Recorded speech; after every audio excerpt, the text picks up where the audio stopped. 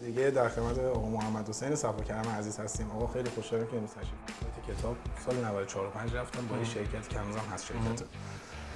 و خب نه برتینا. برتینا تو درآمد داشته باشید. اگه مطمئنید به خودتون که خیلی مسلطید به سئو و میتونید این کارو انجام بدید، سئو کارا و در ادامه برای کارفرما اینه که خیلی صبورن. بودجه قابل قبول واسه اد مثلا تو حوزه کتاب چقدره؟ تو حوزه کتاب 100 میلیون در ماه. در ماه قبول. هر کسی به من میگه که خب شما سئو رو قبول میکنید، اولین سوالم اینه بودجه چقدره؟ خیلی داستانه. آقا محمد حسین این کات نمیشه، قشنگ میبینه. خب بمونه. رو عدس خودش کلیک میکرد ببینه کار میکنه یا نه، میره داخل سایت خودش. بعد زنگ زد به من تموم شد دیگه، نشون نمیده و اینا. حالا ولش کن. برو اینا خیلی داستان داشتیم ما. سوال بعدی گیر کرد. در خدمت آقا محمد حسین صفاکرم عزیز هستیم. آقا خیلی خوشحالم که امروز تشریف آوردید. خواهش میکنم. مرسی، ممنون. در خدمت از اینکه دعوت ما رو قبول کردید. میدونم سرتون شلوغه، وسط شلوغی ها باعث افتخار بود شما. در خدمت هستم. عرضم به خدمتتون که الان تایتل اسم شما خب خورده متخصص سئو و هوش مصنوعی. کجا این تایتل خورده؟ اینجا. خب شما زدید. بله. اون متخصص رو بردارید، خط بزنید، بنویسید علاقمند. آره، هر جفت. از چه زمانی علاقه‌مند شده زمینه؟ از زمانی که فهمیدم پول توشه. خیلی روک. حدود چه سالی میشد تقریبا؟ با چی شروع شد؟ 15 سال پیش سر یه اتفاق خیلی ساده. طراحی سایت بلد بودم، از خیلی وقت پیشش داشتم طراحی سایت میکردم و بعدش یکی ازم خواست که سایت سئو کنم و در واقع قبل ترش هم من داشتم سئو میکردم ولی نمیدونستم دارم سئو میکنم و حالا اومدم رو اصولش و اینا رو مرحله اومدم جلو و در واقع رسید به اینجا. رفته پیش رفت دیگه. رفته پیش رفت و رسید به اینجا. بعد اولین سایتی که همونی که گفتن سئو کنید چی بود زمینش؟ یه سایت فروشگاهی بود. خیلی هم چالشش زیاد بود چون اطلاعات خیلی کم بود و یه خورده سخت بود. اون زمانی که ما شروع کردیم برای اینکه اون سایت سئو شروع کنیم، دیجیکال خیلی بالا بود به خاطر برندینگ و خیلی از چیزای دیگه.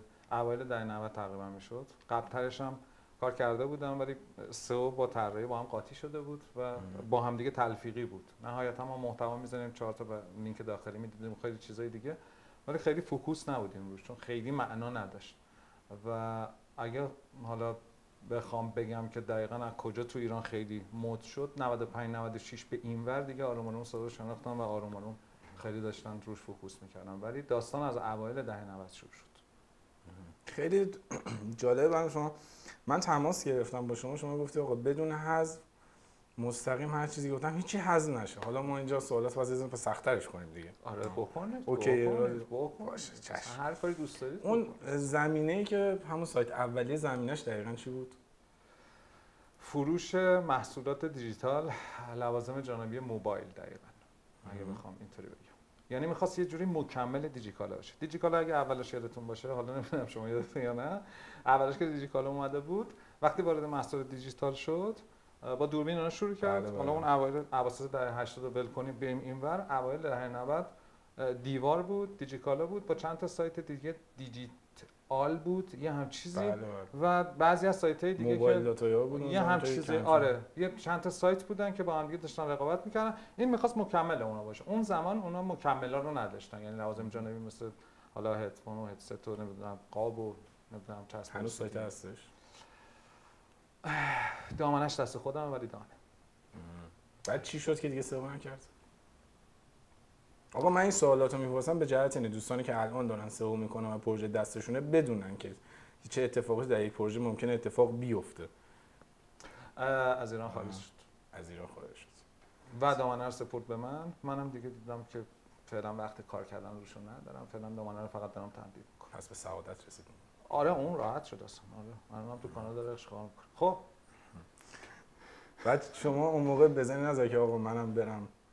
من که ببین راستش یکی از روشایی که خیلی خوب میتونید از سئو درآمد داشته باشید اگه مطمئنید به خودتون که خیلی مسلطید به سئو و میتونید این کارو انجام بدید اینه که یه سایت بزنید و واقعا این کاریه که من خودم هر وقت احساس میکنم یه مقداری سطح کارم کمتر شده انجام میدم. یه سایت میزنم توی حوزه، میارمش بالا و حالا یا با آگهی یا چیزای دیگه با یه توی حالا ارتباط با ماش آدرس و شماره تلفن، آدرس که نه، شماره تلفن و ایمیل و اینا رو میزنم و منتظر میشم یکی باهم تماس بگیره، یه قیمتی میدم و خیلی هم خوش میگذره و اکثر اوقاتم قبول میکنم.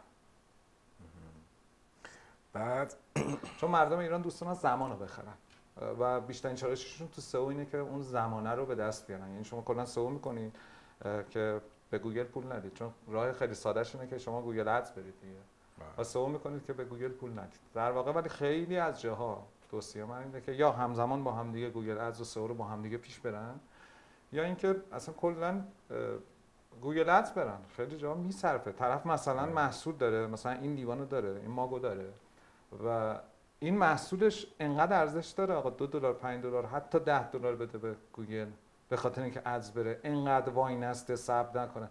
بزرگترین به نظر من چالش الان سئوکارا و در ادامه برای کارفرما اینه که خیلی صبورن. یعنی من بعضی وقتا واقعا طرف مثلا میگه آره من رفتم صفحه 5 چیکار کنم برگردم، میگم خب چرا صبر داری میکنی؟ تو قبلا صفحه 1 بود دیگه ادز برو فعلا، بعد بغلش محتوات درست کن، تکنیکال درست کن، 4 تا لینک بزن و چیزای دیگه که خودتون میدونید و بهبود رتبه بده. هی صبر نکنید بیاد، هی صبر نکنید بیاد. این صبر واقعا زمانتون از دست میره، 1000 تا اتفاق میفته تو مارکتتون.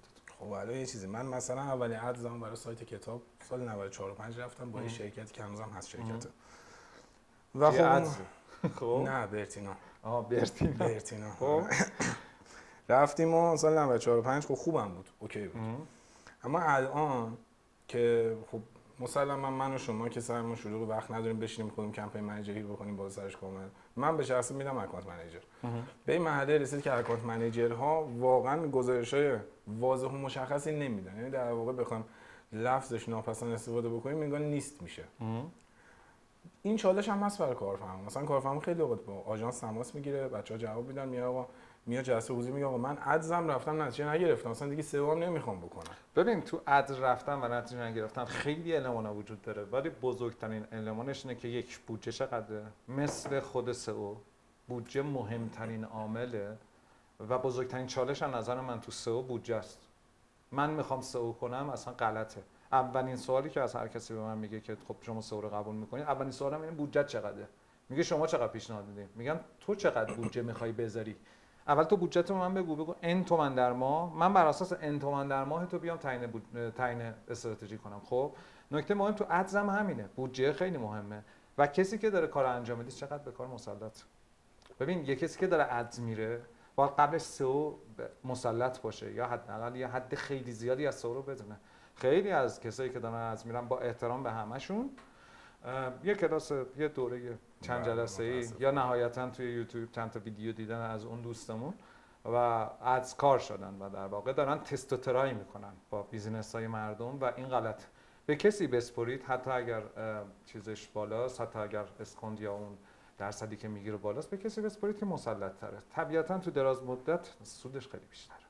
یه اتفاق هم 2 هفته پیش افتاد برای بحث همین موضوع. از ما یه شرکتی داشتیم میرفتیم از خودمون و یهو دیدیم اون اکانت منیجر با یه خط نامشخصی پیام داد که ما شرکتمون جدا شده، بیاین تو این شرکت پنل داشته باشین، پنلتون رو اینور شارژ میکنیم. ما با خود شرکت ارتباط گرفتیم، مدیر مجموعه‌اش دوستانم بود، میشناخت من بیاد قبل تماس گرفتم اینجوری اونجوری، بعد گفت کی بود اکانت منیجر بگو ببینم فلان اینجور حرفا، که دیگه اس ام اس همگانی داد که آقا فلان مجموعه شرطی به ما نداره، اکانتاتون اطلاعاتتون محفوظ. بعد نه تا محفوظ نبود اطلاعاتمون بماند که. یعنی این چالش‌ها رو ادز داریم که خیلی شرکت‌ها رو باید حواسمون باشه که داریم با کی داریم کار می‌کنیم. اکانت منیجر حالا خب کارفرما میخواد ادز بره، من کارفرما آقا من کلا بحثمون رفت سمت ادز از سئو شناسایی خارجی. به سئو هم می‌رسیم خب وقت داریم. خب من کارفرما میخوام ادز برم، خب بودجه از تقریبا باید بودجه قابل قبولی باشه. سئو هم که زمان بره. بودجه قابل قبول واسه ادز مثلا تو حوزه کتاب چقدره؟ تو حوزه کتاب 100 میلیون در ماه قبول دارم. این حداقل قبول دارم. یعنی چیزی کمتر از این باشه، اون چیزی که باید اتفاق نمیفته. قبول داری؟ یا نمیتونه، باید صبر کنه، سئو کنه، بیاره بالا. دقیقاً. یکی از این دو تا راه داره دیگه. نمیشه هم اونو بخوای هم اینو بخوای. خب اگه کارفرما ما 100 تومن نداشتی، راههای خیلی جالبتری از اون الان اومده، مثل تبلیغ تو دیوار، تبلیغ تو شیپور، از تروب، ایمارز، با سلام و خیلی سایت‌های آگهی دیگه که این راهها تقریبا میتونه اون عمری که نه ببین تو به من داری الان اینو میگی، من بنز سوارشم با پراید سوارشم چه فرقی با هم دیگه؟ جفتش ماشین میره دیگه. آیا جفتش با هم دیگه میره؟ نه. تو قدرت و راحتی که تو اون داری تو این داری؟ نه. تو نتیجه‌ای که تو اون میگیری تو اینم میگیری؟ نه. ولی جفتش میره. هیچ فرقی نمیکنه. این و اونم قیاس معرفاقه، نمیشه با هم دیگه اصلا کلا قیاس کرد. حالا اکثر کارفرما دقیقاً با همین رو کردم. یا من میگم اگه کسی بودجه نداره، وارد نشه. بره همون سیستم سنتی خودش کنار خیابون انقلاب، قشنگ، خیلی هم هنوزم وجود داره. سیستم سنتی بیشتر جواب میده. خوش و معطر سئو اینا نکنه، یا اینکه اگر داره میخواد سئو کنه و بودجه نداره، آروم آروم سعی کنه بیاد بالا. آقا وقتی کسی داره 10 تومن هزینه میکنه برای ماهیانه سئو، باید اندازه‌ای که سایت زنده است انتظار داشته باشه، نه بیشتر. همین. حالا از ادز دیگه خارج شیم دیگه، بودجهشو داشته باشه بیاد از نداشت ادز نه به نظر من نکنه، چون بودجه ریختن دوره و هیچ وقت تست ادز رو با زیر یه مبلغی نرید. یعنی نگید من 5 میلیون میخوام بذارم، 1 میلیون میخوام بذارم، مثلا 1 میلیون دلاری حساب کنید. شما سنتتون هم بخواید حساب کنید، اون نرخ کلیک و اینا اصلا نمیرسه به اینکه بخواید تست کنید. نمایش هم شاید نگیره، اصلا شاید نمایش هم نگیره، حالا جدا از کلیکا. حالا اصلا من واسه یکی رفته بودم ادز، بعد دیگه اینم بگم بره دیگه، بنده خدا هی میومد رو ادز خودش کلیک میکرد ببینه کار میکنه یا نه، میره داخل سایت خودش، بعد زنگ زد به من گفت تموم شد دیگه، نشون نمیده و اینا. حالا ولش کن، برو. اینا خیلی داستان داشتیم ما به قرآن، خیلی داستان داشتیم. محمد حسین این کات نمیشه، قشنگ میمونه. خب بمونه. همینجا سلام عرض میکنم بهش اگه دیدی ویدیو رو. تو تیزرم میاریم اینو. خب حالا تو بحث سئو، کدوم قسمت سئو تا امروز شما رو بیشتر اذیت کرده؟ برای من زمان، یعنی خودم هم اذیت شدم واسه زمان. آخه چیزی که توشه که نمیشه اذیتت کنه، مثل اینکه مثلا بگی کدوم قسمت زندگی مشترک منو اذیت کرده. خب همون زندگی مشترک. باور کن دانشمندا کشف کردن بزرگترین عامل طلاق ازدواج. حالا ولش کن، به این کاری نرید. کدوم قسمت داشتم میگفتم کدوم قسمت ازدواج من درس زندگی. ببین داستان سر اینه، ما بخشای سئو اصلا وقتی که ببین یه چیزی به هم پیوسته است، ما نمیتونیم بگیم یه قسمتش من اذیت میکنه یه قسمتش من اذیت نمیکنه. بخوام رک راست و بی پرده بگم، بزرگترین بخشی که واقعا من اذیت میکنه اینه که افراد انتظار دارن با بودجه نامعقول به نتیجه معقول برسن. این بیشترین چیزیه که من اذیت میکنه. شما بودجه بذار، هر چیزیو من نه هر کس دیگه ای تو ایران یه خود مسلط باشه میتونه بیاره بالا. شما بودجه داشته باشی اصلا همه کار میتونی بکنی، ولی بودجه نداشته باشی دیگه مجبوری خلاقیت رو بیاری وسط. حالا خلاقیت چقدر جواب میده نمیدونم، بستگی به شرایط داره. آخه سر کارفرما واقعا از سئو دیگه یه چیز عجیب غریبه. یه طرف زنگ زده میگفت من سئو قبلی ما از یکی از نرم افزارها پیداش کردم که از اپلیکیشن ها ماهی 500,000 باشه برام سئو می‌کردم. خب درسته. بعد اومد بالا دیدیم در واقع خب فقط قسمت دومه حرفو داشته اجرا می‌کرد و اینا که فقط یه سایتی بوده دیگه. بعد میگم ساعت مثلا 12 کم زنگ می‌زنم طرف خواب و تو رخته‌ها جواب تلفن منو میده و اینا. نه یه زمانی اون اوایل که دلار خیلی پایین بود، حالا نمیدونم حالا دوستانی که اون زمان کار میکردن دلار خیلی ارزون بود، یه زمانی به خدا دلار زیر 1000 تومان بود. اون اوایل که ما ادز میرفتیم، سئو که میگرفتیم، همون اولش ادز هم باش میرفتیم. خیلی رقابت کم بود، کسی نبود، خلوت بود، اصلا خیلی زمانی من خیلی راحت. همین الانم که من پروژه سئو رو میگیرم، یه درصدیشو ادز میرم واسش. یک، ورودی بگیره، احتمالاً محصولت رو بفروشه، خدماتش رو بفروشه. دو، دیده بشه. این دیده شدنه تو ادز جدا از این که شما محصول و خدمات رو میفروشی، این دیده شدنه خیلی به برندینگ کمک میکنه و بزرگترین فکر میکنم کمکی به سئو میتونه بکنه همین برندینگ. خب برندینگ مثلا الان حالا خواستی ناخواسته که از سوالات من جواب دادی. من می‌خواستم بپرسم در بین کل اقداماتی که دوستان انجام بهترینش کدومه؟ یعنی برندینگ بی بحث برندینگ. شما اصلا سئو نکن. اصلا سئو نکن. الان اکثر افرادی که میخوان گوشی بخرن سرچ میکنن گوشی موبایل دیجیکالا. خب حالا حداقل برای اینکه نخواستم بخرم میخوام برم ببینن اون پایین چی نوشته دیگه، مردم چه نظری داشتن فلان بساط. خب و همین برندینگ داره جواب میده. خیلی جاها شما برندینگ شما رو نجات میده. حالا کارفرما اومد گفتش که آقا نفر قبلی کار کرده رو سایت من کجا بدونم کارش خوب بوده یا بد؟ شاخصه های موفق اون KPI های رو چی باید به کارفرما بگم برای دوستانی که شاید کمتر یک مقدار تجربه دارن و شاید اطلاعات کافی ندارن در این زمینه؟ ببین اگه بخوای بحث سئو در نظر بگیری خب میشه بزرگترین KPIش میشه رتبه، ورودی. ببین همه اینا رو میشه دستکاری کرد. خودتونم میدونید. ولی خب رتبه تقریبا میتونم بگم تو رتبه توی کلمات کمترین چیزیه که میتونه، یعنی بهترین چیزیه که میشه بهش اتکا کرد. ولی کلا من حالا سوال اصلی کارفرمایی چی بود؟ من از کجا بدونم؟ از کجا بدونم نفر قبلی خوب کار کرده؟ من بهش میگم خوب کار کرده. اگه خوب کار نکرده بود تو باش ادامه نمیدادی. الان با من میخوای چیکار کنی؟ چون همون بلایی که سر نفر قبلی آورد سر تو هم میاره. دقیقاً. تموم شد. آخه سری از دوستان همکارانم الان اینجا من کاری به اون دوستان ندارم. همه دارن زحمت میکشن. آره. بعضی وقتا خیلی زحمت میکشن، بعضی وقتا خیلی زحمت نمیکشن. حالا یک سری از دوستان، یک سری از همکارنماها که اصلا ما ان شاءالله میگیم تو اکوسیستممون هم نیستش. بعضیا از سیارات دیگه سایت بنده خدا کارفرما رو گروگان میگیرن. اونا که حالا خود کارفرما یه مقدار به نظر من باید اطلاعاتش بیشتر کنه. این نکته اول. نکته دوم یه جا گیر میافتن. یکی بالاخره گیرشون میفته از خودشون رنتر کارشون تمام میشه. بنده خود کارفرما باید چیکار کنه؟ راه حل داره. خیلی راه حل قانونی و غیر قانونی داره. با هم دیگه هر جفتشو میتونه جلو ببره. به نظر من دوست باشن با مکالمه و صحبت کردن حلش کنن. همه چی با مکالمه حل. دقیقاً. همه چی حل میشه به نظر من.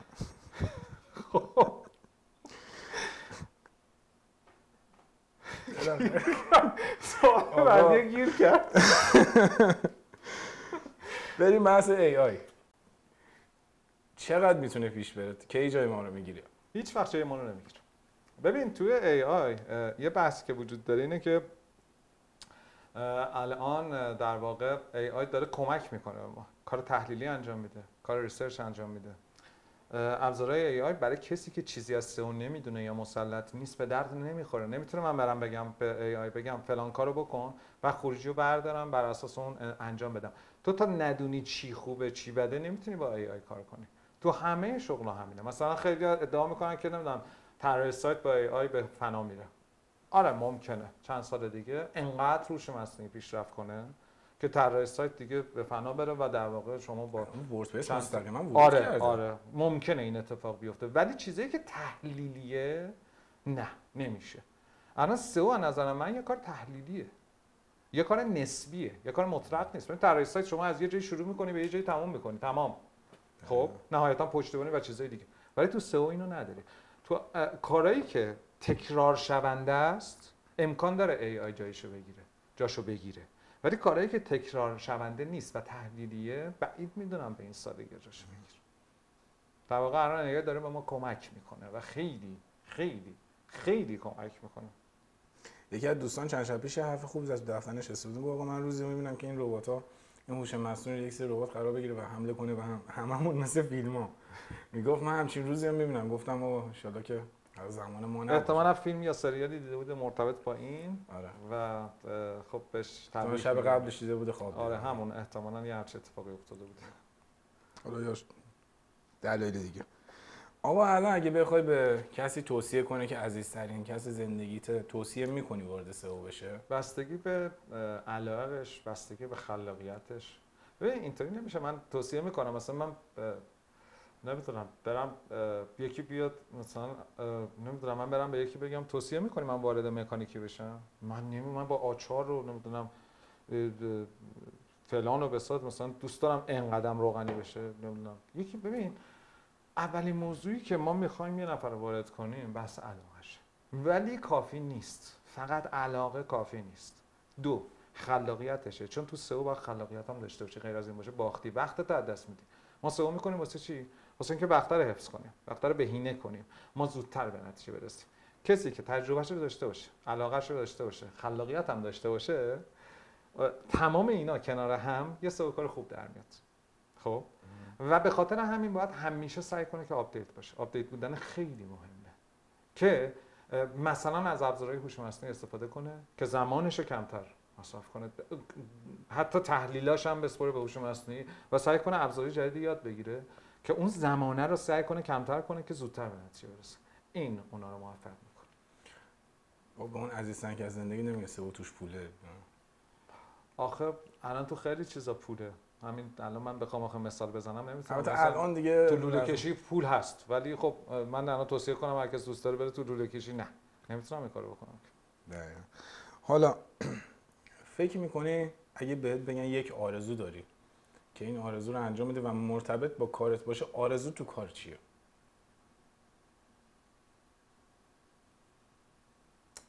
اونی که همیشه تو پیش خود تو تنهاییات فکر میکنی که اگه این بشه دیگه عالی بود. تو سئو اگه همچین چیزی بود خیلی خوب بود. دوست داشتم یه پلتفرم باشه، هر کسی که حس میکنه میخواد سئو یاد بگیره یا علاقه‌منده بیاد تو اون پلتفرم خودش رو محک بزنه و یه حالت نمیدونم چجوری بگم آزمایشگاه تو لب تور باشه و مثلا آموزش ببینه، بیاد محک بزنه خودش رو توی بخشی، بعد یکی باشه یه حالت منتورینگ تور باشه ولی پولی نباشه، یه حالت رایگان باشه. حالا فکر میکنم اتفاقی که من مد نظرمه تا چند سال دیگه حالا چه تو ایران چه تو خارج احتمالاً میفته و با هوش مصنوعی هم چیزی میاد خب و خیلی پیشرفتم میکنه. من دوست دارم یه همچین اتفاقی تو سئو بیفته، یعنی کسی که میخواد وارد بشه صرفا با این تبلیغاتی که ما 80 تومن 100 تومن در میاری، نمیدونم خونه توی فلان جا میخری، نمیدونم ماشینت فلان میشه، اینا نیاد تو سئو، این به درد نمیخوره. حالا شاید هم از 1 در 1000 نفر این اتفاق واسش بیفته به صورت شانسی، شرایط یا خیلی چیزای دیگه، ولی برای همه قطعا این اتفاق نمیفته. خب آقا ممنون. فقط کلام آخر چیزی که فکر می‌کنم اینجا پرسیده نشده.